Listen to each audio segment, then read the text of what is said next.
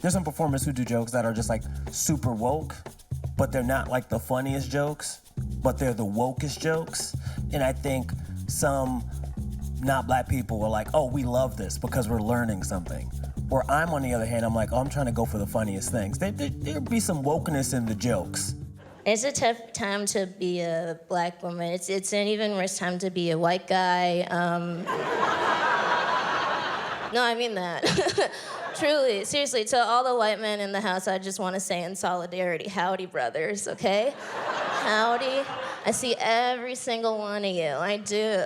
It's tough.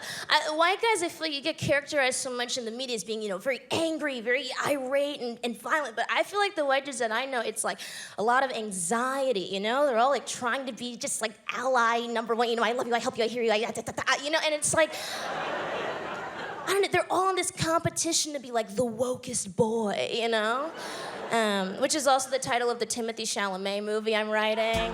When Tracy Morgan had the bit about, I think if his son turned gay and he might like try to stab his son, I'm paraphrasing, I wasn't at the show.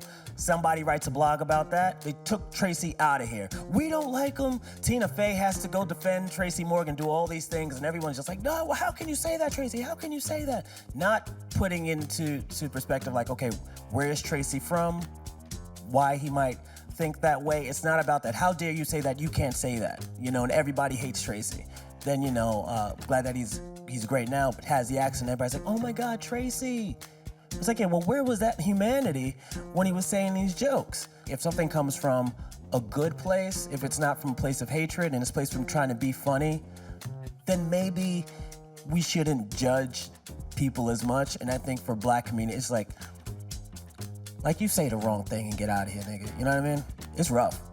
It's rough. I'm scared doing this, talking to you right now. If a white comic goes to a black club, he has far more leeway than even sometimes a black guy in a white club, because everyone is so conscious of like, oh, we don't want to be, if I'm seen laughing, it looks like I agree with whatever you said and people can see me. So like, I gotta carefully take care of my image, and the fact that, black images have been sort of run through the mud for the first couple centuries gives us a way more laid-back approach to our image, It's like, I'm gonna show up.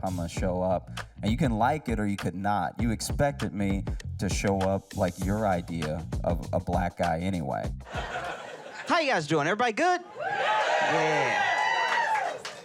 I don't know if you can tell by looking at me, but I was fired from being in a gang. They kicked me out because I was too positive.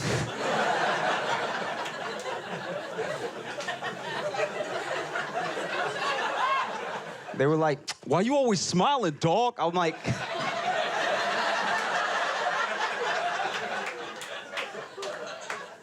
I mean, none of us are dead or in jail, and we're a gang.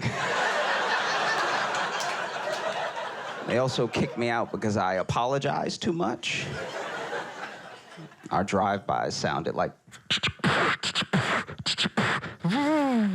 Sorry! Like, that's... Whereas I think that white people have to curate their words and they have to curate their approaches to things in a very specific way, because people do have these assumptions about them that don't fly anymore. That's a tough spot to be in. I think it's half political correctness, and I think the other half is guilt. And the guilt is like, I don't know what to do with that. Like, it's weird if you're proud, but it's also weird if you're too guilty. Like, if you're a white person and you're 150, you probably did something, You probably did something just terrible, But if you're 20, you just got here. I don't know what I expected from you.